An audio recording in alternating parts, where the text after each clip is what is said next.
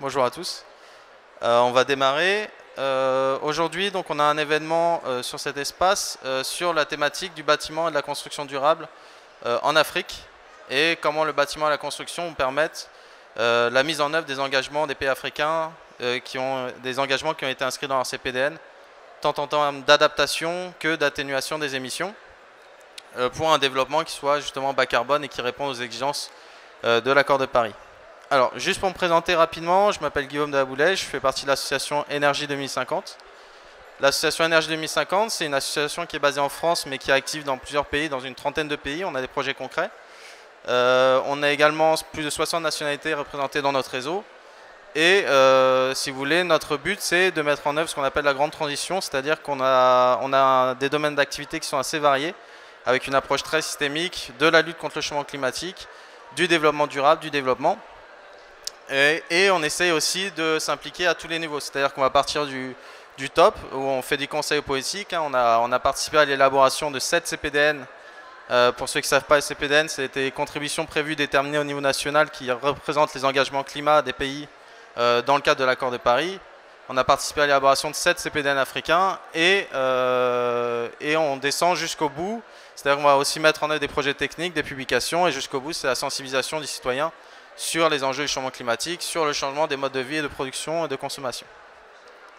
Donc pourquoi on tenait à faire cet événement aujourd'hui? C'est qu'aujourd'hui, le bâtiment en Afrique, c'est un des enjeux clés pour leur développement, mais aussi pour leur lutte contre le changement climatique. Aujourd'hui, avec la croissance démographique et avec la croissance économique, vous avez en moyenne 40 000 personnes par jour qui arrivent dans les villes africaines supplémentaires. Et ça, d'ici 2025, ça va perdurer. Ça, c'est des chiffres d'ONU Habitat. Qu'est-ce que ça veut dire? Ça veut dire que tous les 20-25 jours, vous devez construire en termes d'infrastructure, en termes de ville, en termes de bâtiments, vous devez construire l'équivalent d'une ville comme Paris dans un continent dont les moyens, je pense que tout le monde le sait, sont sous-dimensionnés à l'heure actuelle. Donc la question, c'est de savoir, avec tous ces bâtiments, comment on va faire pour que cette construction d'infrastructure, cette construction de bâtiments, cette construction de villes se fasse en accord aussi avec les engagements climat et fasse en sorte que les pays africains puissent avoir un développement qui soit résilient, sobre en carbone, mais un développement malgré tout. Parce que vous savez qu'aujourd'hui, si on regarde les pays africains, dans beaucoup de pays africains, vous avez un taux d'habitation informelle qui, dans certains pays, dépasse les 90%. Pourquoi? Parce qu'on n'a pas les moyens de construire des habitations formelles, qui sont très chères, donc les gens construisent sur des habitations, sur des lieux où on n'est pas forcément habilité à construire, d'où les risques face aux inondations, d'où les risques face aux risques climatiques, d'où un certain nombre de choses également, de pauvreté, etc. Donc aujourd'hui, on va évoquer un peu ça, comment justement le bâtiment peut être un vecteur de développement résilient et bas carbone. On va avoir une première intervention de PK qui gère le programme bâtiment et construction durable auquel Énergie 2050 est également partie, avec un certain nombre de projets justement qui vont être mis en place en Afrique. L'intervention va être en anglais, si quelqu'un a besoin d'une traduction, je peux venir faire le traducteur. Mais voilà, il va présenter un peu les activités du programme SBC. Sustainable Buildings and Construction Program, des Nations Unies, donc dans le domaine en Afrique. PK? Merci Guillaume. Bon après-midi à tous. Comme dit, je vais parler anglais, mais si vous avez des questions, je peux répondre en français. So, Pekka Huovila is my name. I'm coordinating this global program for sustainability and construction. It's not only focusing on Africa, but also all the continents. And it's not only focusing on climate change or climate mitigation adaptation. We have the whole sustainability range of activities there. It is part of this 10-year framework of programs. We are working that together with the UNEP, with RMIT University from Australia, and World Green Building Council. And then we have, as stakeholders from governments, NGOs, intergovernmental organizations, academia and industries. Energy 2050 is one of our partners there. And we are looking at implementing these sustainable construction practices. We look at policies, we look at different technologies, we look at the whole supply chain, how the built environment that should be developed and maintained, operated in a sustainable way, because the investments are for long term. Some examples of the project we are now working on. We developed those larger flagship projects that are of the range of 10 million or 20 million US dollars, and they primarily now deal with, let's say, sustainable housing, affordable sustainable housing, linking those housing policies to implementation with different actors. We also have ongoing preparations for project where the city authorities, together with the supply chain with different actors, look at this energy efficiency, how the procurement, how the operation maintenance should be done. And then as another instrument, we have those trust funds. Last COP21 in Le Bourget in France, we launched a call for those small grants between $100,000 to $200,000, 1 to 2 year projects in these domains we are working on, like policies, housing, supply chain, climate change. And we received 108 proposals where we have now got contract for 3 of them, and 9 of them are following the pipeline to be funded next. One of them is dealing with housing, let's say, systems in India. We start in Delhi and try to replicate, scale them up and go to other places. Another one is based in Colombia. That's on those policies, how the conurbanization, it's like urbanization structure should be done in a more sustainable way. And the third one is to establish a benchmark how affordable, sustainable housing should be developed and then assessed. There's a tool developed for that, and we have cases in Kenya, Burkina Faso, and Nepal. That's ongoing at present. So this is more or less the range of operations. In addition to that, we try to disseminate the information, different fora, to share information on what we are doing and trying to find partners with whom we could develop more projects. I start here and I try to intervene later on if needed. But if there are some immediate questions, I'm happy to reply.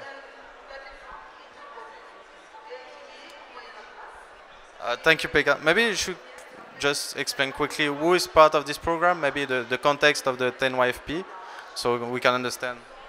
Yes.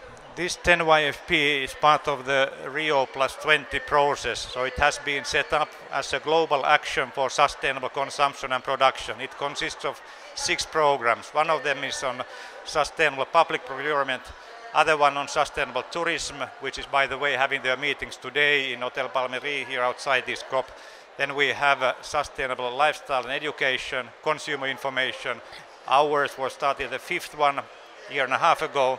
And then the 6th one is sustainable food systems. And these buildings and construction we see to be very much in the center of this consumption and production, because tourism, they are talking very much on the hotel activities. Procurement is often dealing with those, let's say, urban project, consumer information consisting of let's say, building information. And the instrument is for 10 years and it is to be run until 2022.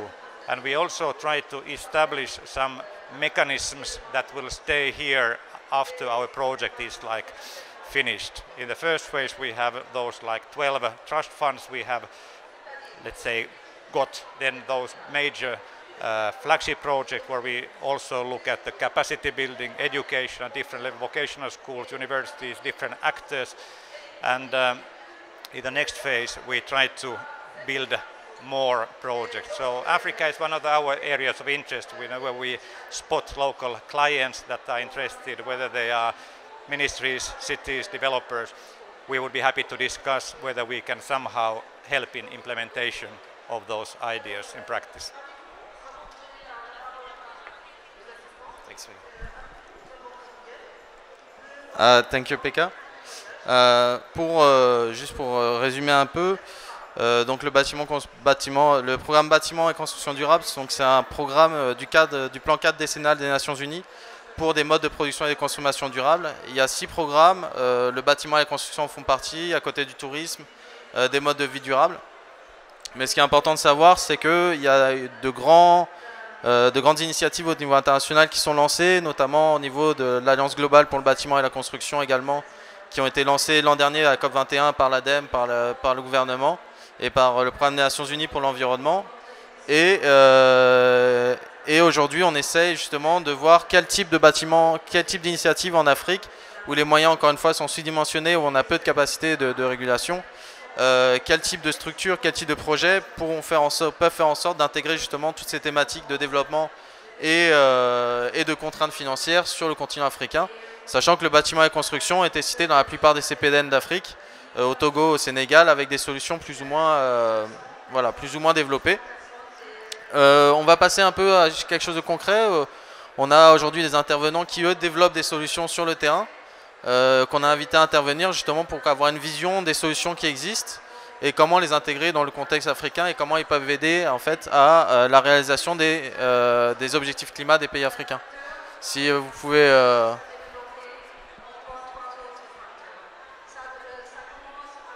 Ouais, bonjour, du coup je suis Thomas Samuel, je suis le président fondateur d'une société qui fait des lampadaires solaires et qui est une des solutions qui est aujourd'hui plébiscitée par nombre de villes et d'États africains qui n'ont pas la possibilité d'alimenter leurs infrastructures d'éclairage public avec le réseau.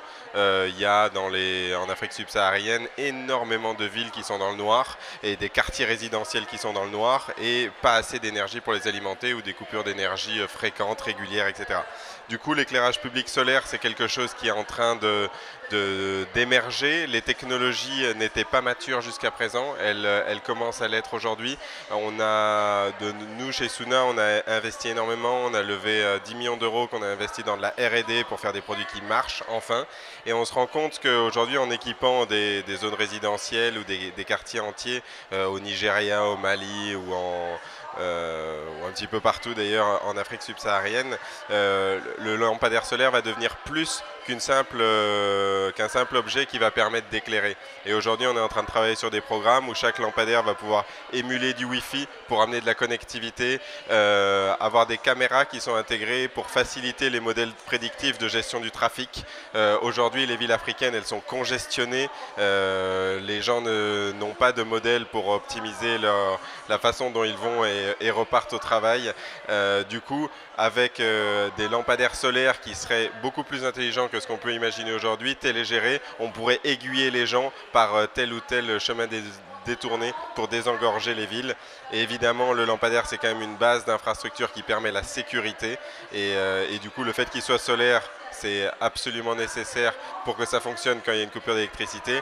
Et le fait qu'il soit solaire, c'est aussi résilient, c'est-à-dire que dans des villes où il peut y avoir des catastrophes naturelles ou des aléas climatiques importants, le fait d'avoir une infrastructure qui résiste à ces dangers permet d'apporter une sécurité vraiment décuplée. Donc je pense que l'Afrique a vraiment la malchance d'avoir des infrastructures qui sont aujourd'hui sous-dimensionnées, mais l'opportunité de leapfrogger, comme on dit en anglais, donc de passer comme du téléphone portable, de rien au portable, pour toutes ces infrastructures qu'on a déployées en France et qui consomment énormément d'énergie et qui coûtent jusqu'à 40% de budget aux collectivités. Un lampadaire solaire, c'est vraiment très con, ça consomme énormément d'énergie et ça ne rapporte rien. L'Afrique va s'équiper de lampadaires qui seront solaires et qui seront des sources de revenus plutôt que des sources de coûts, donc c'est plutôt très encourageant. Est-ce que vous avez déjà commencé à vous implanter en Afrique? Est-ce que vous avez des exemples ou est-ce que vous venez de vous lancer où est-ce que vous en êtes par rapport à ça, par rapport au lampadaire solaire? Est-ce que vous avez déjà des projets là-bas qui se sont faits? Alors, nous, on est une jeune société, on a 5 ans, mais on s'est assez bien développé. On a à peu près 8000 produits qui sont installés aujourd'hui, dont les 2 tiers en Afrique subsaharienne et 1 tiers au Moyen-Orient. Et on a des programmes qui sont très ambitieux sur cette région-là. Donc oui, on en a déjà beaucoup, c'est très concret. On est distribué aujourd'hui dans 40 pays et j'espère que ça va aller beaucoup. Juste par titre d'information, il y a 9 millions de lampadaires en France et je ne suis pas sûr qu'il y en ait 9 millions sur toute l'Afrique subsaharienne. Donc ça manque. Merci beaucoup. Est-ce qu'il y a des questions peut-être? Oui. Merci. Je viens d'atterrir. Ma question, vous avez parlé de l'Afrique subsaharienne. J'aimerais savoir qu'en est-il pour l'Afrique du Nord? Merci. Eh bien, je voudrais surtout pas tomber dans un généralisme, mais nous avons exécuté quelques petits projets au Maroc. Nous sommes aujourd'hui en Algérie, on a fait quelques petits projets en Égypte aussi, mais l'Afrique noire subsaharienne est plus motivée à des innovations que de mon expérience, que l'Afrique du Nord, qui n'est pas ce que l'on peut considérer comme des early adopters de nouvelles technologies. Je vois certains sourire, mais c'est vrai qu'ici, il y a un cadre qui est plus développé et du coup des habitudes qui sont plus ancrées. Et malheureusement, le copier-coller des infrastructures de l'Europe ou des États-Unis sont déjà arrivés ici. Il suffit de se balader à Marrakech, il y a 2-3 lampadaires solaires qui se battent en duel dans des myriades de trucs qui sont alimentés, on ne sait comment, et qui consomment énormément d'énergie. Et du coup, il y a un besoin, mais aujourd'hui, l'Afrique du Nord est plus proche en termes de besoins que de la France ou de trucs. C'est un peu du greenwashing, c'est pour faire joli. À l'aube de la COP, on va installer quelques lampadaires solaires, mais il n'y a pas le même besoin parce que les infrastructures énergétiques sont déjà beaucoup plus développées, présentes. Ici, il y a du courant et on a quelques pannes de réseau, mais il suffit d'aller à Lagos, il y a des millions d'habitants qui vivent dans le noir absolu, donc le gap est très différent. Alors, merci. Vous posez une question. Alors, juste pour information avant, parce que c'est une personne d'Alomran donc qui travaille ici. Nous, on travaille beaucoup avec le Maroc, à Énergie 1050, et il y a quand même beaucoup de choses qui se font, même si c'est peut-être pas visible pour l'instant, mais il y a des choses qui se font, donc il faut être rassuré. Il n'y a pas qu'en Afrique subsaharienne qu'on met des lampadaires solaires. Merci beaucoup. J'aimerais tout simplement signaler que aujourd'hui la technologie des lampadaires solaires, ça évolue à un rythme, bon, on peut pas, ça évolue de plus en plus. Et aujourd'hui, si on achète un matériel aujourd'hui, demain il est obsolète, il est dépassé. Et l'idée, ce n'est pas de vendre un matériel, mais c'est de vendre un service. L'idée, c'est d'avoir un service par l'intermédiaire des sociétés, qui est à ces sociétés-là de suivre l'évolution bien sûr de cette technologie. Et l'objectif, c'est d'assurer ce service-là par rapport à cette population. Et bien justement, donc c'est exactement là où on voit que l'Afrique du Nord a évolué et a déjà mis en place des schémas de partenariat public-privé qui permet de vendre de l'énergie. La LIDEC ici a ce type de dispositif déjà en place. Et nous, on s'est allié avec le plus grand fournisseur de services d'éclairage public du monde, qui est une société qui s'appelle Citelum. Et on a fait une mission il y a très peu de temps ici au Maroc. Je ne sais pas si vous avez rencontré donc notre représentant qui est l'ancien représentant de Citelum. Et on est extrêmement motivé à vendre de la lumière plutôt que de vendre des produits. Mais il faut des schémas contractuels et législatifs qui le permettent. En tout cas, comptez sur nous. Merci beaucoup en tout cas pour cette contribution. Je pense qu'il y a des choses importantes qu'il faut souligner, c'est que quand on parle de bâtiment, de construction, on ne parle pas juste d'un bâtiment, on parle d'un bâtiment. Un bâtiment, c'est fait pour vivre. Un bâtiment, c'est fait pour... Il y a des thématiques de confort, il y a des thématiques de développement derrière, il y a des thématiques d'énergie. Aujourd'hui, on ne peut plus parler d'une seule thématique sans parler quasiment du bâtiment et de la construction, parce que derrière, il y a des infrastructures, il y a des infrastructures en eau, il y a tout un tas de choses qui se mettent en place derrière. Peut-être, alors, je ne sais pas si tu veux commencer, on va voir un petit, justement, toutes ces questions de l'habitat. On a le réseau Habitat Francophonie qui est avec nous aujourd'hui pour témoigner un peu de leurs actions dans ce domaine. Voilà, qui va nous présenter un peu ce qui se fait et justement tout ce côté systémique du bâtiment et le fait que ça concerne un ensemble d'acteurs, que c'est pas juste un bâtiment et que c'est aussi un lieu de vie, c'est aussi un lieu de travail et qu'il faut prendre en considération tout ça quand on bâtit un bâtiment. Quand ils auront fait leur échange de cartes, hein, surtout on n'est pas pressé. Ça va Gaël? Pardon. Bonjour à tous, je m'appelle Gaëlle Rolic, je suis secrétaire générale au réseau Habitat et Francophonie. Donc je vais vous expliquer en quelques mots ce que c'est. Donc c'est un réseau de professionnels qui réunit des organisations de logement social et d'aménagement urbain dans le monde francophone. Donc on a aujourd'hui une cinquantaine d'organisations qui font partie du réseau. Ce sont donc par exemple Alomran au Maroc qui est un très gros opérateur d'habitat et d'habitat social. Donc on a une cinquantaine de membres qui viennent de 14 pays différents francophones, donc du Québec, de la Belgique, de la France, de la Mauritanie, de Madagascar, etc. Et l'association a deux grandes missions. La première qui est de permettre des échanges entre ces professionnels, donc des échanges de pratiques et de savoir-faire. Et la deuxième mission qui est on va dire, défendre ou représenter le secteur de l'habitat social au niveau mondial, parce que je ne sais pas si vous avez remarqué, mais l'habitat social n'est pas du tout présent pour défendre le secteur à un niveau international. Donc on essaye de le faire à notre petite échelle. Voilà, alors pourquoi j'interviens ici sur ce sujet, c'est que depuis l'année dernière, on a lancé un projet qui s'appelle Habitat social et changement climatique, qui cible l'Afrique en particulier, et qui a, on va dire, deux objectifs, qui est d'abord de sensibiliser et de former, notamment à la maîtrise d'ouvrage, les maîtres d'ouvrage sociaux africains, et deuxièmement, de les amener et de les accompagner à essayer d'expérimenter sur de l'habitat social durable. Donc on a certains membres d'Afrique du Nord qui ont déjà expérimenté sans nous, ils n'ont pas eu besoin de nous pour faire leurs premières expérimentations. Donc on a Al-Omran qui pourra peut-être en dire quelques mots ensuite. Mais il y a surtout tous nos opérateurs d'Afrique subsaharienne qui sont des opérateurs publics de logement social et qui aujourd'hui ne construisent pas du tout durable. Hein, donc on va essayer, on les a déjà sensibilisés, on a déjà fait des actions de formation et de sensibilisation et les accompagner pour qu'ils évoluent dans ce sens-là. Voilà, j'en dirai pas plus. C'est suffisant, je ne vais pas rentrer dans des détails, mais voilà grossièrement notre action. Si, pour conclure, ce programme qui à toute petite échelle aujourd'hui va évoluer et voilà, se développer grâce à l'Alliance mondiale pour le bâtiment et la construction dont on est signataire donc l'année dernière, la COP21. Voilà, donc je vais passer la parole à Monsieur Jalal, qui est directeur du développement social à la holding Al-Omran et qui va vous dire, eux, ce qu'ils ont déjà commencé à faire dans le sens de l'efficacité énergétique du bâtiment. Bonjour tout le monde, je me présente. Je suis directeur pour l'ingénierie groupe Al-Omran.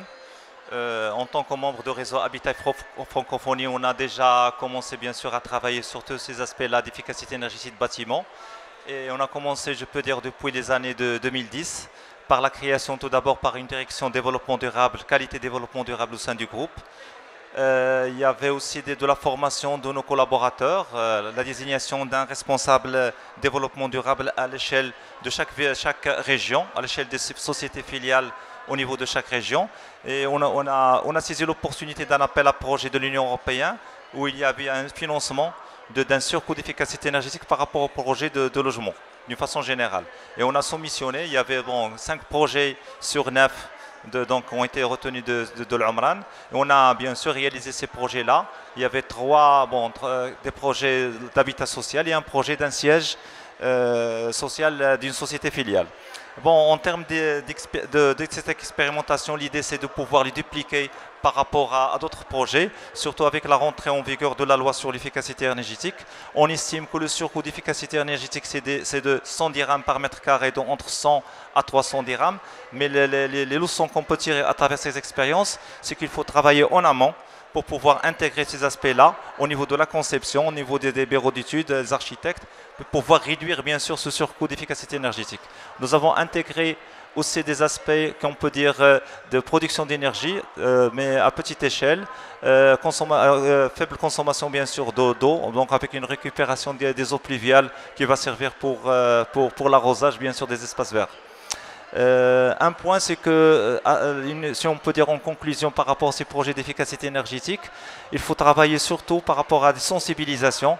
Les habitants, les copropriétaires, on a distribué sur un projet qui est déjà livré un livre sur les gestes verts, c'est les utilisateurs. Et c'est un travail qui nécessite beaucoup d'efforts, c'est un travail qui nécessite beaucoup de sensibilisation et de partage pour mieux utiliser bien sûr tout le matériel.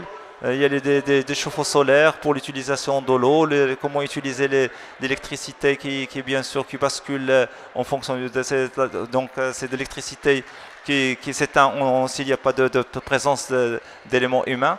Mais d'une façon générale, c'est ça notre expérience et je suis à votre disposition si vous avez besoin de plus d'informations. Il y a une autre approche, ça c'est au niveau des projets démonstrateurs, mais il y a une autre approche au niveau de villes. C'est pour cette raison que j'ai posé la question par rapport à l'éclairage public.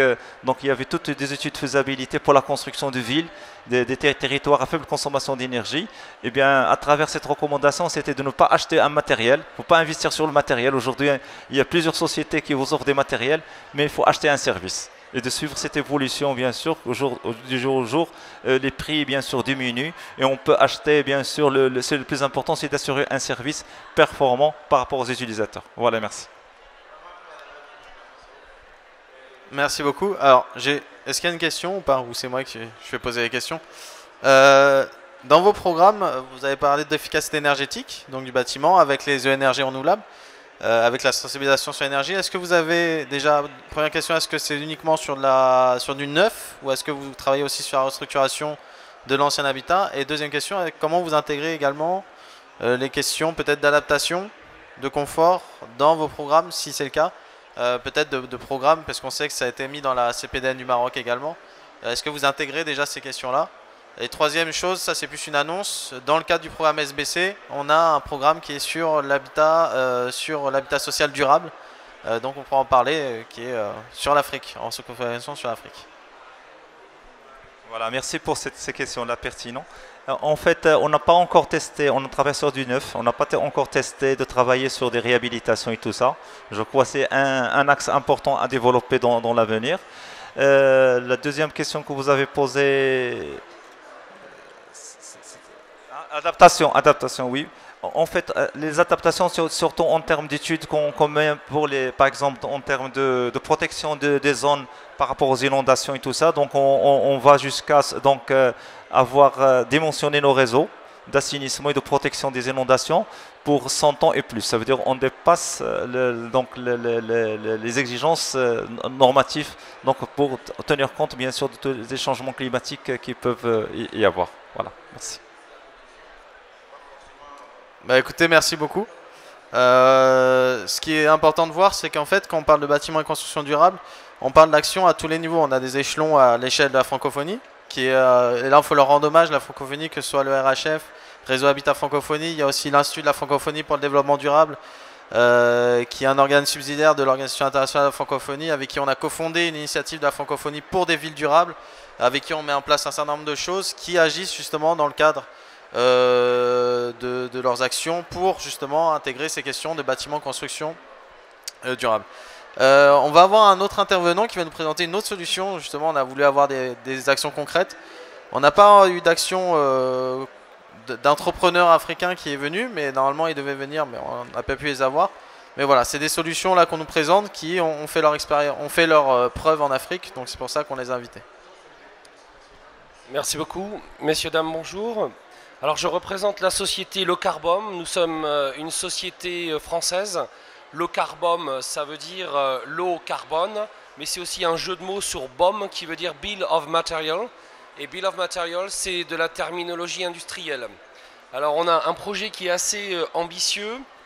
Nous nous présentons devant un certain nombre de dirigeants africains pour leur proposer des maisons résilientes, des maisons éco-construites, sur lesquelles on a aussi l'ambition de créer une éco-filière pour fabriquer de l'habitat.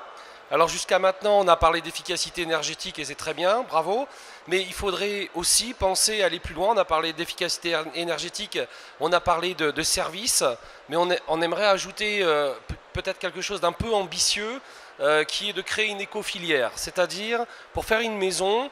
On a énormément dans le monde minéral, dans le monde végétal et dans le monde animal des éléments qui permettent de construire des maisons qui sont résilientes, des maisons qui sont écologiques et des maisons qui sont solides, qui ont une durée de vie qui peuvent aller on va dire de 30 à 100 ans. Je vais vous donner un exemple par rapport aux maisons qu'on fabrique. Sur des structures autoportantes, il y a un élément qui s'appelle le bambou. Alors le bambou, c'est très intéressant. C'est ce qu'on appelle l'acier végétal, c'est-à-dire qu'il a des propriétés structurelles qui font qu'il est tout à fait possible d'envisager de construire ces maisons. Alors nous n'utilisons pas du béton industriel, nous utilisons ce que l'on appelle du béton végétal. Et le béton végétal, il est fait en grande partie à partir de chaux et d'éléments disponibles. Alors notre approche est la suivante, je vais en parler. Avant de vous parler de notre approche, on a un objectif. Notre objectif, c'est de faire, et c'est ce qu'on a réussi à faire, des maisons dont le coût est d'environ à peu près 200 à 250 euros le mètre carré. Comment arriver à un tel tarif? C'est toujours ambitieux. La façon d'arriver à ce tarif, elle est de deux composantes. La première, c'est d'utiliser des éléments locaux. Il y en a, je vous ai dit, dans le végétal, dans le minéral et dans l'animal. Alors l'animal, je vous rassure tout de suite, hein, en général, ce sont je parle par exemple des laines, ne vous inquiétez pas. Et autre point important, à la différence de beaucoup de sociétés occidentales, on veut utiliser ce qu'on appelle une haute intensité de main-d'œuvre. Alors je vais m'expliquer par rapport à ça, parce que ça va à l'encontre de tous les différents modèles. Mais oui, on part du principe que construire une maison, c'est aussi construire une nation, c'est construire un emploi, c'est construire de la connaissance.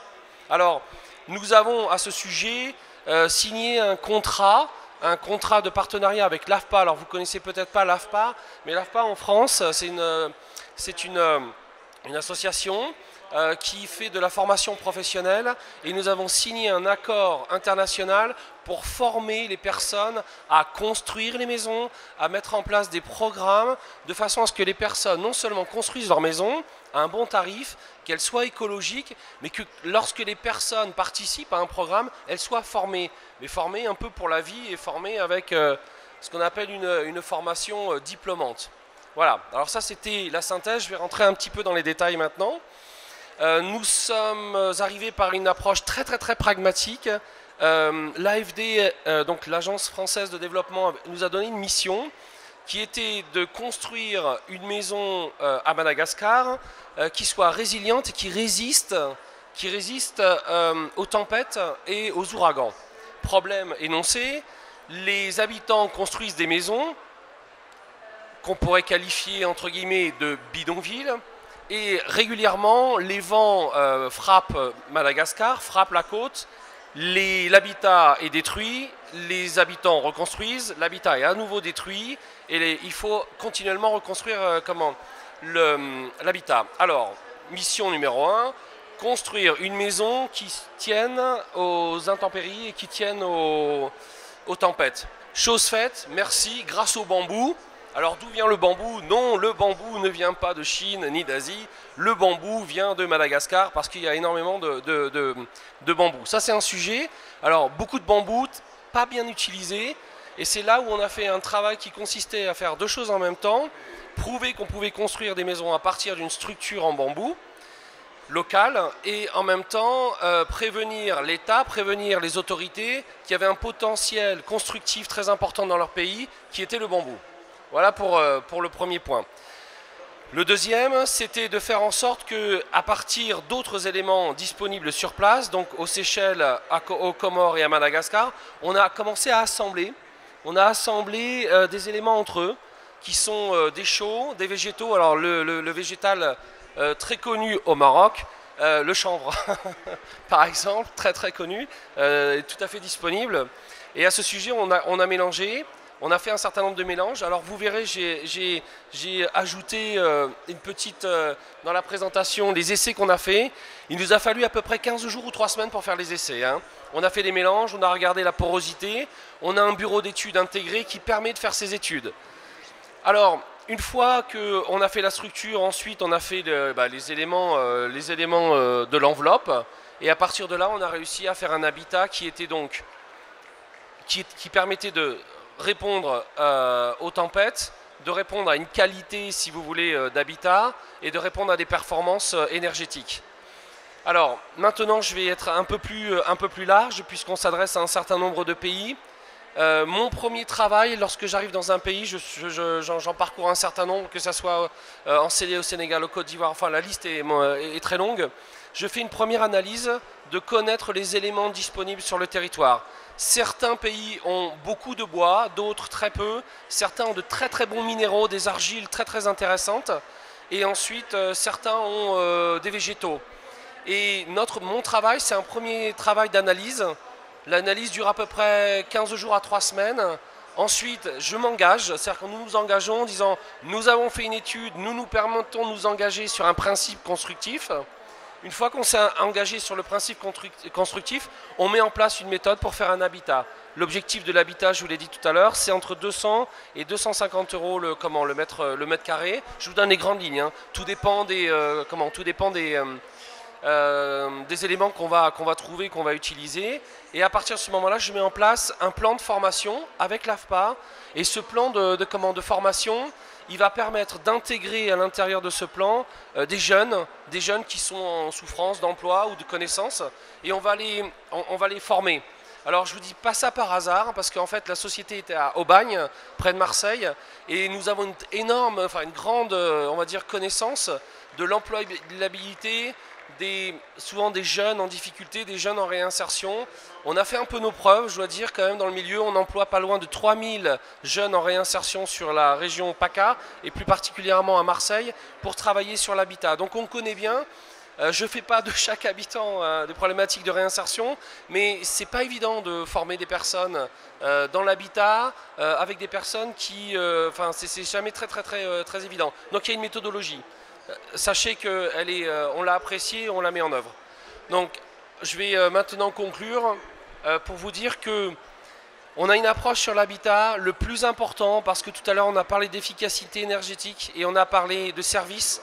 Mais je reviens, je vais un peu insister, ne passons pas à côté du potentiel de l'éco-industrie dans les pays. C'est une analyse, c'est une approche. On ne fait pas tout en 12 mois ou en 24 mois, non. On peut aussi faire des programmes sur 10 ans, des programmes dans lesquels on fait de l'habitat résilient, dans lesquels on forme nos jeunes et nos enfants, et plus tard nos adultes, sur lesquels on inculque un certain nombre de valeurs.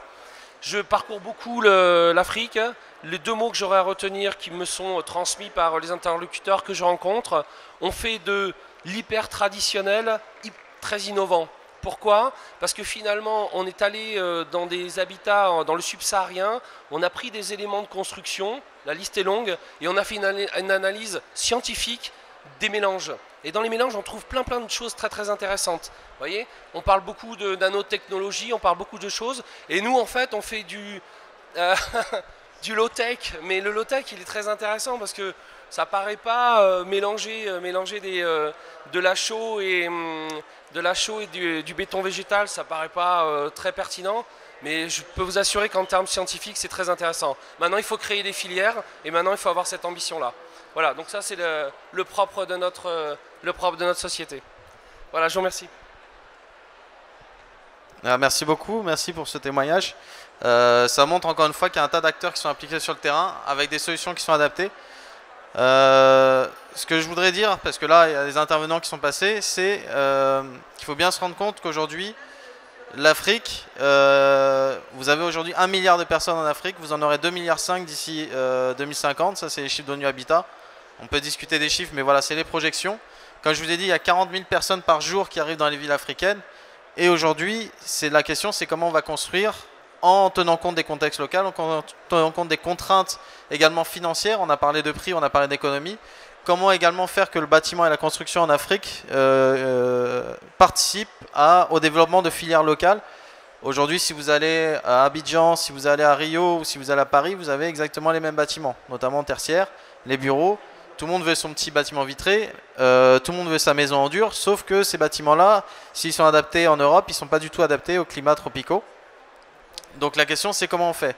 On a travaillé, nous, à Énergie 2050 pour l'intégration justement de cette thématique du bâtiment dans les CPDN des pays africains avec lesquels on a travaillé, notamment Sénégal, Togo, pour justement promouvoir ce côté bâtiment. Et surtout, il faut savoir qu'un bâtiment, si vous l'avez mal construit, autant en Europe, on parle beaucoup, et peut-être même au Maroc, aujourd'hui, on parle beaucoup de rénovation, d'efficacité énergétique, de transition énergétique. Dans beaucoup de pays africains, on est en train de construire ces bâtiments. On a aujourd'hui un facteur, dans certaines régions, un facteur de 1 à 5, c'est-à-dire que d'ici 2050, on aura 5 fois plus de bâtiments dans certaines régions qu'on en a aujourd'hui. Et les bâtiments, si vous voulez, si vous le construisez mal, le problème, c'est que vous avez des effets qu'on appelle des effets de verrou qui se prolongent tout au long de la vie du bâtiment. Et si vous le construisez mal, ça veut dire que vous jetez quasiment la clé au niveau climatique, au niveau du développement et au niveau de la résilience des populations, vous jetez la clé dans la mer. Et bon, voilà, je veux pas, vous êtes un peu foutus, quoi. C'est un peu le truc. Donc par rapport à ça, en fait, à Énergie 2050, au-delà de cette petite conférence qu'on a organisée où on veut un peu sensibiliser le public, parce que c'est des événements grand public, c'est qu'on a une approche assez globale sur cette thématique du bâtiment, notamment en Afrique, notamment dans le cadre de l'IFVD, notamment également dans le cadre du SBC, où on essaye d'avoir une approche globale. On a organisé notamment des formations à l'école africaine d'architecture et d'urbanisme de Lomé, qui représente 14 pays africains. Donc on a organisé des formations pour les professionnels de l'environnement construit. Quand je parle professionnel d'environnement construit, c'est pas juste l'architecte. On a des formations où on invite également les cadres des villes, on invite les ingénieurs, les urbanistes, pour que tous se rassemblent autour d'une table et une approche intégrée, pour que tous prennent en compte les contraintes de chacun, pour arriver à ce qu'on appelle un bâtiment et une construction durable. Parce qu'une solution, ça fait partie de la solution, mais évidemment, il faut fédérer tous les acteurs autour pour que la contrainte urbaine qui soit autour s'adapte également à toutes les solutions qui existent. Donc ça, c'est une partie, une formation initiale, une formation professionnelle. On participe également en ce moment à l'élaboration du plan climat territorial régional de lutte contre le réchauffement climatique de la région d'Agadir-Souss-Massa. On a un certain nombre d'actions, on a de la sensibilisation, on a publié un guide du bâtiment durable pour les régions tropicales également qui est censé servir aux professionnels du secteur justement pour faire des constructions qui sont adaptées. Et souvent ce qu'on voit, c'est qu'on revient un peu au contexte de construction locale, à savoir-faire traditionnel comme vous l'avez dit. Tout ça, ça existe. Donc maintenant, la vraie, et ça sera également ce qui sera discuté dans la COP 22 à Marrakech, c'est comment on met ces solutions en œuvre à travers des acteurs du terrain, à travers des alliances globales comme ou des grandes organisations comme la francophonie, comme Alomran à l'échelle d'un pays ou comme le SBC à l'échelle internationale. C'est sur ça qu'on travaille. Voilà, c'était pour faire passer ce message. Je ne sais pas s'il y a des questions ou si quelqu'un veut ajouter quelque chose, une contribution. Sinon, on peut clore le débat. Merci. Thank you, Pekka, for coming here. Ah oui, yeah. Demain, on a... You want to do it, maybe? Petite annonce. Demain, à 6h15, nous avons une réunion au side event à Zone Bleue, si vous avez accès là, en SBC, et surtout pour l'Afrique du Nord. C'est une interactive discussion avec l'audience. Soyez les bienvenus. Merci, Pekka. D'ailleurs, si vous voulez venir demain, on aura évidemment cet axe Afrique du Nord. Merci à tous d'être venus. On aura d'autres événements sur le bâtiment au-delà de cet événement officiel SBC, mais effectivement, c'est l'événement auquel en tant que pays d'Afrique du Nord, il ne faudra pas le manquer. Merci à vous.